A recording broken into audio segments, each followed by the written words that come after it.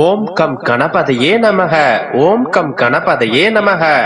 என் அன்பு குழந்தையே, இந்த மங்களகரமான தினத்தில் உனது பிரச்சனைகளை தீர்த்து வைக்க விநாயகர் உன்னை தேடி வந்திருக்கிறேன். இந்த பதிவை முழுமையாக கேள் தங்கமே.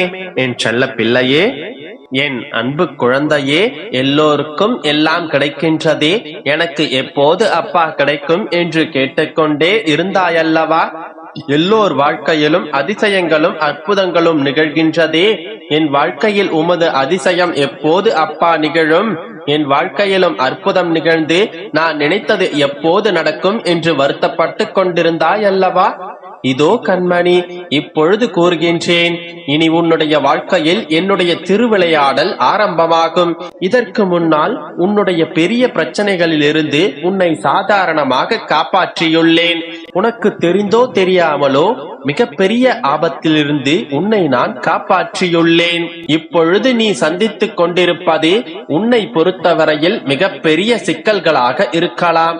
ஆனால் எனக்கோ இது ஒரு சாதாரணமான விஷயம்தான். இதை நீ விரும்பியபடியே உனக்கு சாதகமாகவே முடித்து தருகின்றேன். என்னுடைய லீலைகளையும் அற்புதங்களையும் இதில் புகுத்தி இதை சுகமாகவே நான் உனக்கு முடித்து தருகின்றேன். நீ தோல் சாய உன்னுடைய அப்பாவாக நான் இருக்கின்றேன். ஏன் உனக்கு இத்தனை மனக்கவலைகள்? மன சஞ்சலங்களையெல்லாம் அகற்றிவிட்டு மன அமைதி கொள்வகளே. விரைவில் உன்னுடைய பிரச்சனைகள் எல்லாவற்றையும் தீர்த்து உன்னை மகிழ்ச்சி வெள்ளத்தில் மூழ்கடிக்கத்தான் போகின்றேன். ஆதரவு தேவைப்படுபவர்களை பாதுகாப்பதும், ஆறுதல் தேவைப்படுபவர்களை அரவணைத்துக் கொள்வதும், அவர்களின் துக்கத்தை போக்கி உதட்டில் புன்னகையை வர வைப்பதுமே இந்த அப்பாவின் பணி.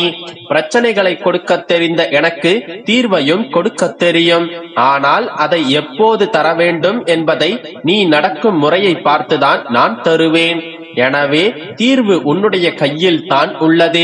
இதற்கு மேல் நான் எப்படித்தான் நடந்து கொள்வது அப்பா என்று கேட்கின்றாயா? இனிமேல் நீ எதுவும் செய்ய தேவையில்லை. உன்னுடைய எண்ணம் முழுவதையும் நேர்மறையால் மறைத்துவிடு. எப்பொழுதும் என்னுடைய நாமத்தை ஜெபித்துக் கொண்டும் ஆபத்து வரும் வேளையில் என்னை நினைத்துக் கொண்டும் இரு.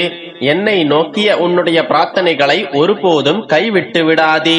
உடலை வளர்க்க எப்படி உணவு தேவையோ அது போலவே உயிரை வளர்க்க பிரார்த்தனை தேவை.